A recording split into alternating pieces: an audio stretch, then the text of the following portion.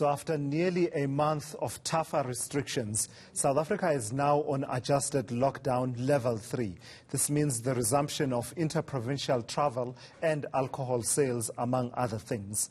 What's the reaction on the ground? Let me take you to eNCA's Nkosazana Dambuza, who is out in Ivory Park checking on the situation. And I understand you are at a tavern in Ivory Park, Nkosazana. You must have been very keen. You must have been among the first people who were waiting there by the door. But jokes aside, there must be some relief there for the owners of these establishments.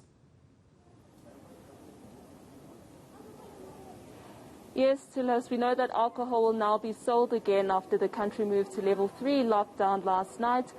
Taverns, bars and restaurants may now be opened until 9 p.m. And for more on these announcements, I'm joined by Lucky Mdimane from the National Liquor Trade Council. Thank you so much for your time, Lucky. It's been over a month of tightened restrictions on the sale of alcohol. Do you welcome these new announcements? And what have the restrictions meant for the liquor industry? Yes, so we indeed do welcome the present announcement to allow for the resumption of alcohol sales. This is a welcome relief. It allows us to pick up the pieces and really continue to support our families and livelihoods that are dependent on the alcohol industry. So we do welcome the present announcement and we feel that it came at the right time. Our businesses have really been struggling. The 28 days in which we're not allowed to trade were very, very difficult for us. So we are grateful that we have this opportunity. But we also like to call on certainty in the industry where, we're urging government to level with us when they make this type of decisions that really have a dire impact on our livelihoods. I mean, for the fact that the President was able to announce last night that we're open today without giving us a leeway in terms of preparations is also really hitting us hard. We're getting reports that a lot of taverns are not able to open today because they didn't have stock, and some have to go and borrow money so that they can be able to fill up the shelves. So we feel that government should really be able to talk to us so that we can create certainty in the industry and allow us to plan going forward. But has the government sort of met you halfway in terms of financial assistance? Have they said anything to you at all? Also, looking at the job losses, how many jobs have been shed by the restrictions?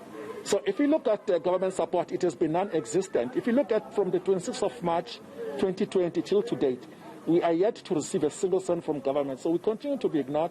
We're a sector that is mostly not supported by government, and we have no expectation whatsoever that we are going to get this support. Even though the President made an announcement of a raft of relief measures that the industry is going to get, we do not feel as the traders that we are going to get any support whatsoever from those relief measures that were announced by the President. And have you also been able to assess the damage in figures that was dealt to the liquor industry last week by the looting sprees?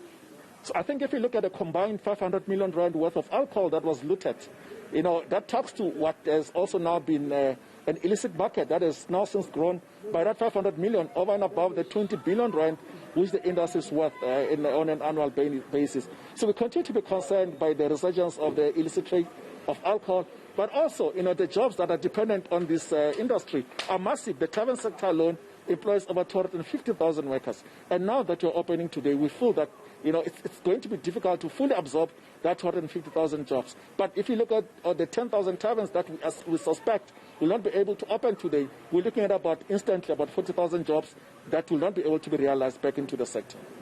Oh, thank you so much. And that was Lucky Mdimane from the National Liquor Trade Council there to us. And I can tell you that patrons at this tavern in Ivory Park and probably throughout South Africa really are already enjoying their long-awaited alcoholic beverages.